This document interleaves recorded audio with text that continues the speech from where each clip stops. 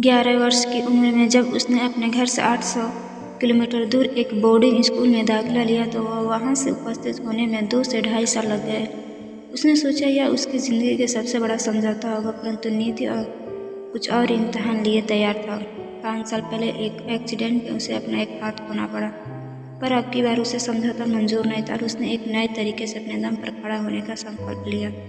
जी हाँ, 19 वर्ष की उस बहादुर लड़की का नाम है अनुष्का पाठक, जिन्होंने लोग क्या कहेंगे की परवाह किए बगैर अपने तरीके से जीवन में श्रेष्ठतम हासिल किया। 2012 में उसके स्कूल के सारे बच्चे ट्रिप पे जा रहे थे। बस ड्राइवर ने शराब पी रखी थी और बस को सीधे उसने सड़क के डिवाइडर पर चढ़ा दिया। कुछ ही पलों में बस दाहिने तरफ गिर गई और अनुष्का का चेहरा ग्लास की खिड़की पर पूरी तरह से टकरा गया।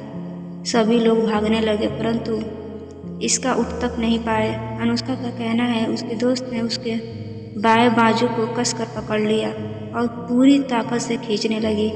वह खड़ी हुई, उसने देखा उसका दूसरा बाजू जमीन पर पड़ा है और वह खून और मांस के टुकड़े फैले पड़े थे। अनुष्का को अस्पताल पहुंचाया गया। डॉक्टर स्पष्ट शब्दों में कुछ कह रहे थे कि 15 मिनट से अनुष्का का बीपी और पल्स नहीं मिल रहे हैं, अन्यथा उसका जीवन तो बच गया, पर उसने अपने बाजू खो दिए, हमेशा के लिए देह से अधूरी हो गई। अनुष्का ने एक दिन बाद अपनी आंखें खोली और उसने डॉक्टर को कहते हुए सुना कि ऊपर की कोहनी को अलग कर दिया गया है। उसके चेहरे पर काफ़ी चोटें थी। वो बताती कि वो भाग्यशाली है जो आर्थिक स्थिति से मजबूत घर में पैदा हुई, तभी उन्हें अच्छे से अच्छा इलाज मिल सका। मुंबई के उस हॉस्पिटल में जाने के बाद दूसरे दिन सर्जरी होती थी, क्योंकि काफ़ी कुछ क्षतिग्रस्त हो गया था। हर पिता की तरह अनुष्का के पिता ने भी स्कूल पर मुकदमा चलाना चाहा उनकी लापरवाही के लिए, जिसके कारण उसकी बेटी को इतना नुकसान हुआ। परंतु अनुष्का जानती थी कि फिर वह वापस स्कूल नहीं जा पाएगी, इसलिए उन्होंने अपने पिता को स्कूल पर मुकदमा चलाने के लिए रोका और उनसे उबरने का अपना सारा ध्यान केंद्रित करने लगी। बाएं हाथ से लिखाई सीखने के लिए उसे बहुत मेहनत करनी पड़ी। उसके लिए बेहद निराशा से भरा होता था, परंतु अनुष्का दृढ़ संकल्पित थी कि उसे वापस स्कूल जाना है। हॉस्पिटल से घर जाने के बाद वह हर रोज़ एक पेज लिखने लगे और 10 दिनों के अंदर वो बाएं हाथ से अच्छी तरह से लिखने लगी और अपना छोटा मोटा काम भी खुद करने लगी, यहाँ तक कि स्कूल ड्रेस पहनना भी, यह सब सीखने में पूरी गर्मियाँ निकल गई। अनुष्का अगस्त 2012 में वापस स्कूल गई। इस बदलाव में उसके दोस्तों ने बड़ी मदद की और उन्हें भरोसा हुआ कि वह अब सब कुछ कर लेगी। उसने अपना पूरा ध्यान पढ़ाई पर लगा दिया और आने वाले सालों में उसने अपना श्रेष्ठ दम दिया।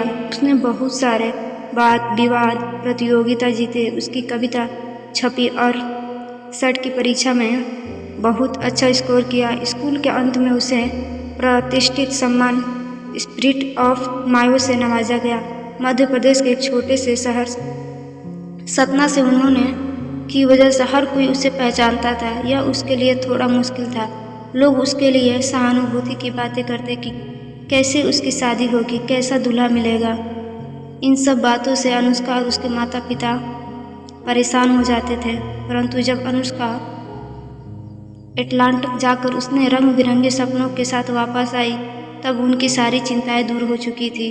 अनुष्का का कहना है, मेरे हाई स्कूल के ख़त्म होने पर मैंने अपने आप से एक वादा किया है कि मैं उस जगह फिर से जाऊंगी जहां मेरा एक्सीडेंट हुआ था, परंतु मैं वहां तब तक नहीं जाना चाहूँगी जब तक मैं जीवन में कुछ बन नहीं जाती। वापस मैं जब उस एक्सीडेंट वाली जगह पर जाऊंगी, तब मैं वहां खड़ी होंगी अपने स्वाभिमान और कुछ न होने के एहसास के एकदम मुकम्मल। मैं उन मुसीबतों और बाधाओं पर हंसूंगी जिन्होंने मुझे पूरी तरह से तोड़ देने की साजिश रची थी। अनुष्का कहती है, मैं बाधाओं को लांघ कर आगे बढ़ती जाऊंगी, बेचारगी के साथ नहीं, बिल्कुल जुझारू होकर आंखों में चमक लिए।